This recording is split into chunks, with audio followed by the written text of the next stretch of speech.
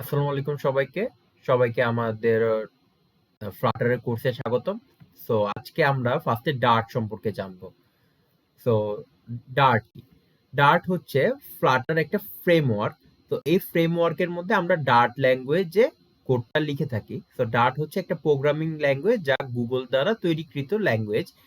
এই Dart ল্যাঙ্গুয়েজটার থ্রুতে আমরা মাল্টি প্ল্যাটফর্ম অ্যাপ ডেভেলপ করতে পারি। ফর এক্সাম্পল আমরা মোবাইল, ওয়েব, ডেস্কটপ অ্যাপের জন্য একটা একটা সিম্পল কোড লিখে সেম কোডটা আমরা এই ৩ টা প্ল্যাটফর্মে রান করতে পারি। তো Dart এর কিছু বৈশিষ্ট্য, এটার মধ্যে আমাদের অবজেক্ট ওরিয়েন্টেড কনসেপ্ট খুবই ভালো মতো ইমপ্লিমেন্টেশন করা, যার ফলে আমরা আমাদের এটা যারা জাভাতে আছে তাদের জন্য অনেক ইজি। দেন হলো গার্বেজ কালেকশন, ডার্ট তার নিজে নিজে নিজে স্বয়ংক্রিয়ভাবে তার গার্বেজ গুলা ক্লিন করতে পারে। দেন নাল সেফটি, তো আমাদের প্রোগ্রামে কোনো কারণে যদি নাল ভ্যালু আসে তো আমাদের ডার্ট সেটা অবগত করে যে এখানে নাল ভ্যালু আসে, তুমি এটা হ্যান্ডেল করো। তো এটার জন্য আমাদের ডার্ট অনেক পপুলার। দেন হচ্ছে ফাস্ট লোডিং অ্যাপ। তো ডার্টের মাধ্যমে যে অ্যাপগুলা বিল্ড করা হয় সেগুলো অনেক ফাস্ট লোডিং হয়।